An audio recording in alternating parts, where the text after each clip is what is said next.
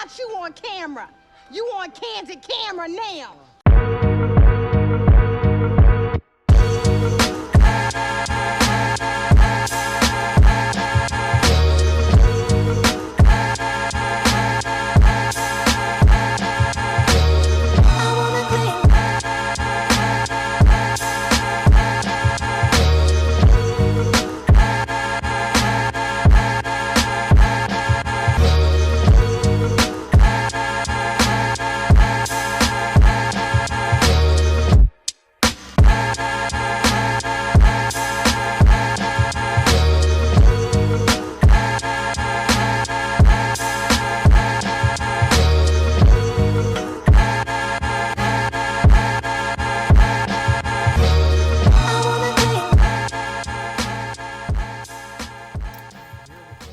Okay.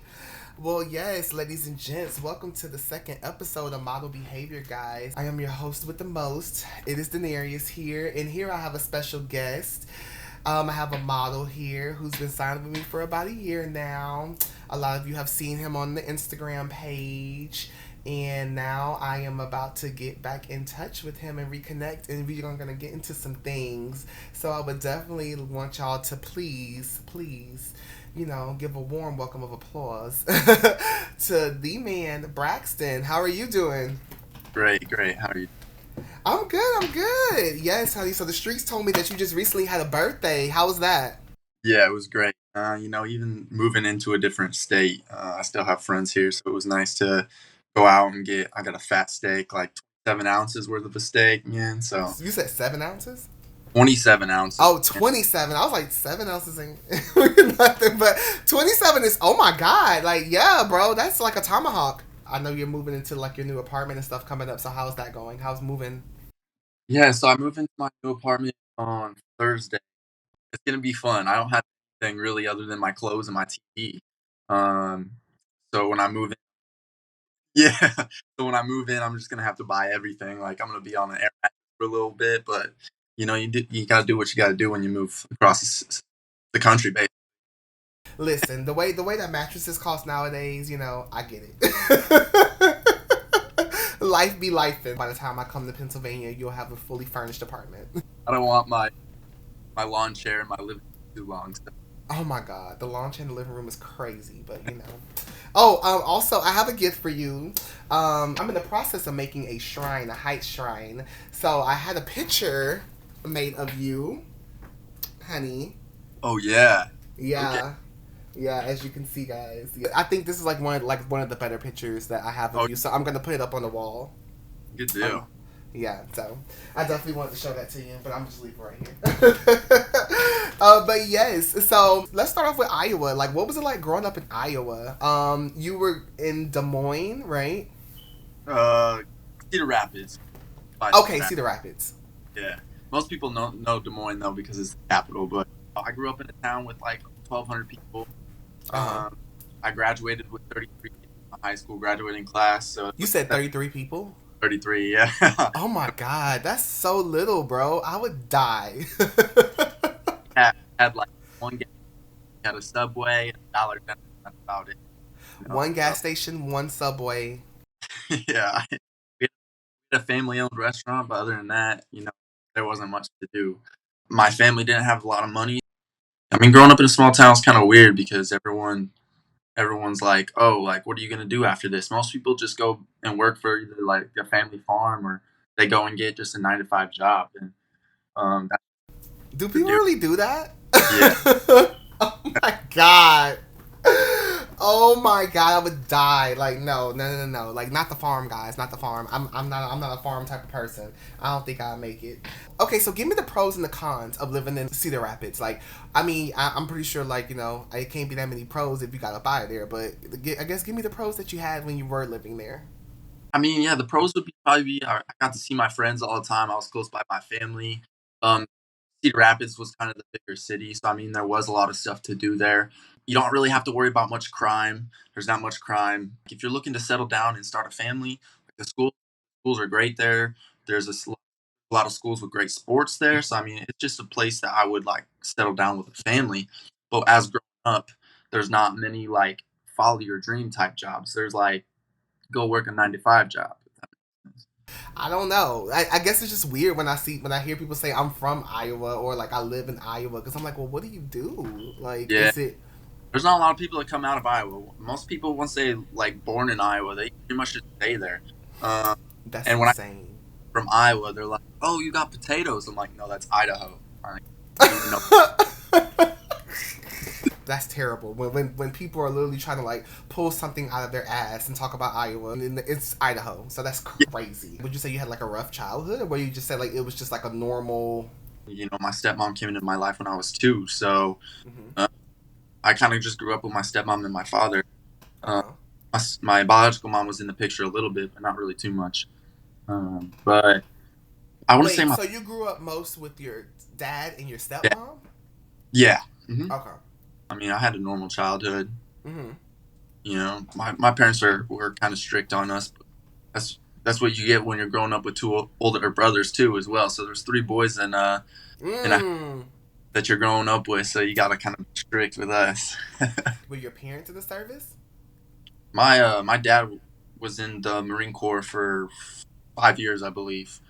Okay. Um, he had my older brother when he was still in the service, and then Uh shortly huh. after he got out, he had me because he got out when he was 22, I believe, Yeah. and or 23, and then he had me when he was 24. So Mm-hmm. uh, that's not really what sparked me to go to the service, though. Okay. What did? In high school, I played a lot of sports, and Mm-hmm. my sport was basketball. So I was trying to go to college to play basketball. Yeah. Uh, and it kind of really didn't work out to go to the schools that offered me art scholarships to go, Yeah. or academic scholarships to go play ball, but it didn't really work out that way. So I went to community college. I didn't really like where I was at. I didn't make the basketball team. And then I was just like, what am I going to do? I was sitting in class one day and I got a call from a recruiter, and I was like, I don't really want to be in class anyways. Let's see what this is about. They hyped it up pretty well. Don't tell me they promised you the Camaro.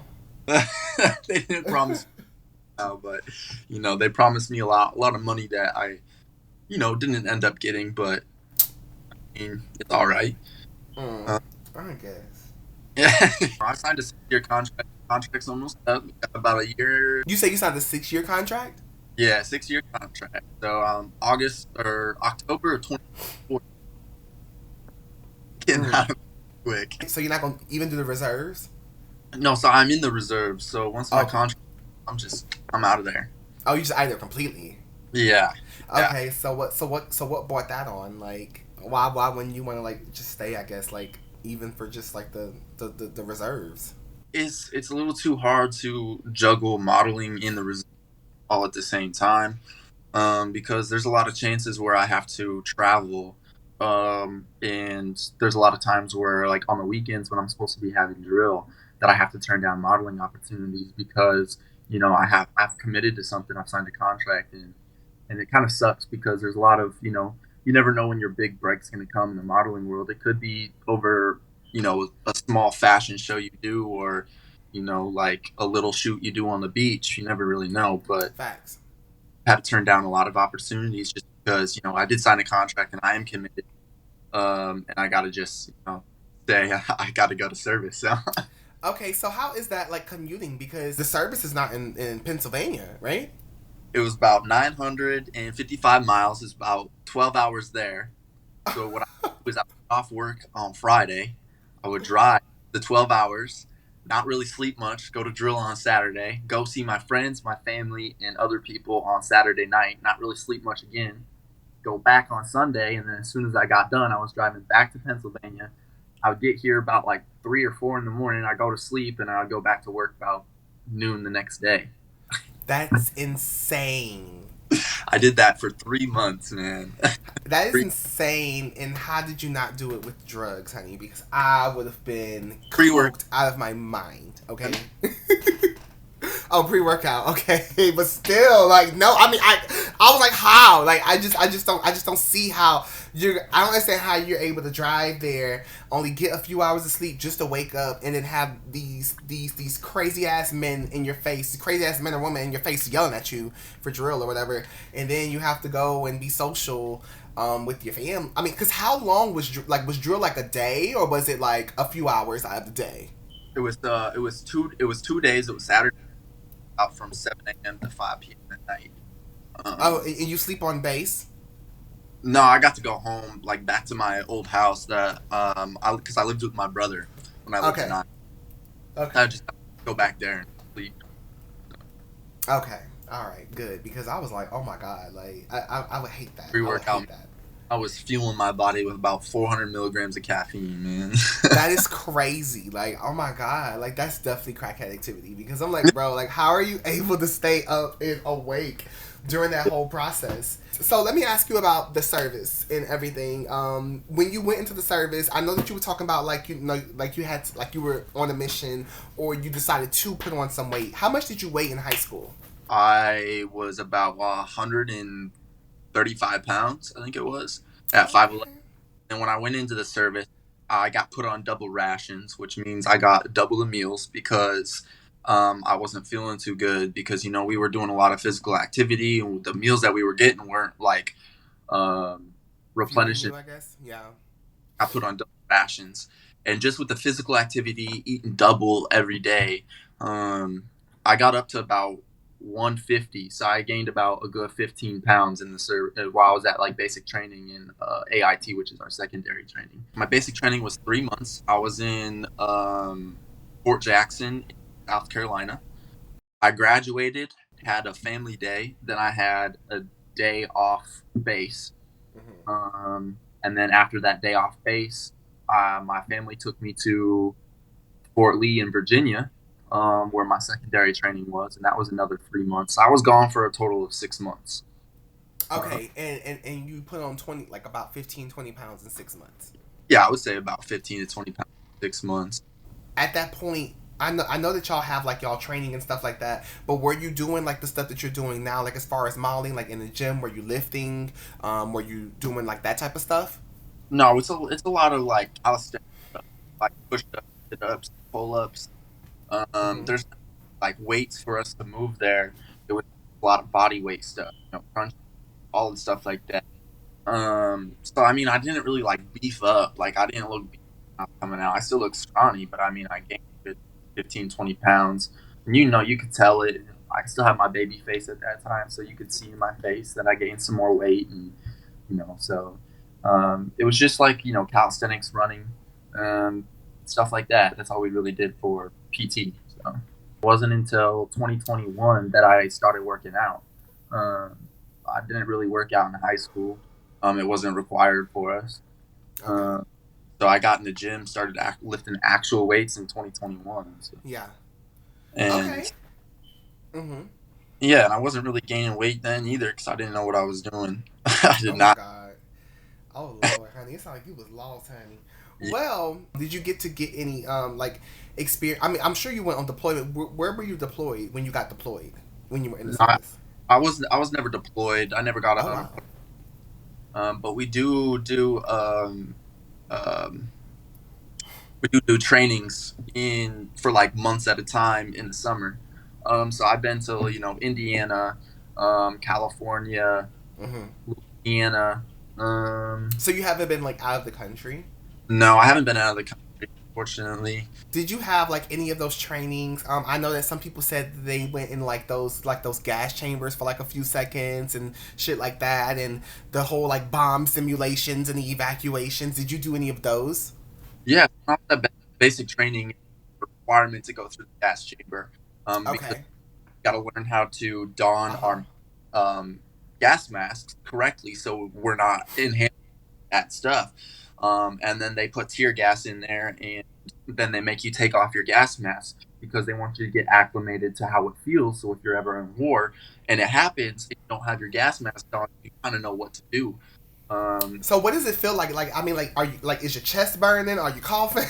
like, you open your eyes, you're told to take a huge deep breath because they want it all in your lungs. You open up your eyes, deep breath, like your lungs literally feel like someone just lit them on fire. Your eyes feel like you've been staying up for 16 days straight playing video games. Like so you're it's just like so it's like you got pepper sprayed. yeah, pretty much, kind of like that. Uh, And when you come out, there's a lot of people that puke coming out, and it just like stays on your clothes and everything. So you got to like flap your arms when you're coming out, and everyone looks like birds, but you know you got to What do get you the mean, stuff. like the gas stays in your clothes?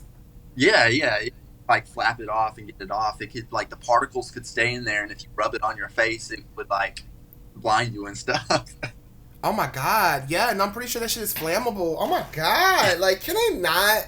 Can the military not? Okay, I get that y'all have to like prepare yourselves, but fuck, man, like, who wants to like die in basic training, like from like fucking a tear gas experiment? That's crazy. Like, that's one way. That's a crazy way to go out. But I just hope that they find a safer way to do it. But I guess not. They want you to feel the burn, literally. Yeah. As far as like bombs and stuff, we got to throw like live hand grenades, but they're not just gonna give a hand grenade to anyone. You know, we steps. We go on this dummy. It's literally like firecrackers that put in like a simulated like grenade casing. So you're taught to like pull the pin, um, take the handle off, and you got a couple seconds to just huck that thing. And they taught you how to throw properly because I tell you what, there's a lot of people in the military that have never thrown anything in a day in their life, and man, you can tell. So there's a lot of people that don't get to throw the actual hand grenades because they didn't pass the dummy course. But you know, since I played QB in high school, I knew how to throw. Where people like throwing it like this or like like just crazy shit. People would like throw it and it would just like come straight up and then like near them, and obviously it's just a firecracker, bad. Or people would throw it and it would just like them. And that's so. Uh, Wow. there's a lot of people that get throws. Well, those are the people who should not definitely be called for war because oh my god, like, was it like an adjustment getting back acclimated to civilian life? I mean, a little bit, yeah, no. When you're in basic training and stuff, they kind of have everything planned out for you. You know, you got to wake up at a certain time, um, and you kind of, didn't really have to think for yourself. You know, basically, you woke up, you did what they told you, you went and ate, you came back, did more what they tell you. They told you when to clean, they told you when not to do stuff, and then when I came back, it was kind of like, man, I got like time to just do what I want now. So when I first got back, man, I was lazy as hell. I didn't do anything for the first like 2 months when I was back from training. I just sat and played video games. No, I didn't really do anything. Well, I mean, because you were pretty much like working a lot, like when you were Yeah. in the service. And then I started working jobs. Like, I didn't really know what I was going to do with my life. I was just in the reserves, so it wasn't a full income.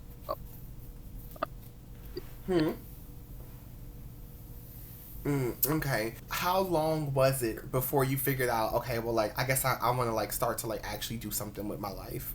Yeah, I worked at the server at a country club, then transferred to a bartender at the same time. Then I left that and became an electrician for a little bit. I was an electrician for about a year and a half. An electrician.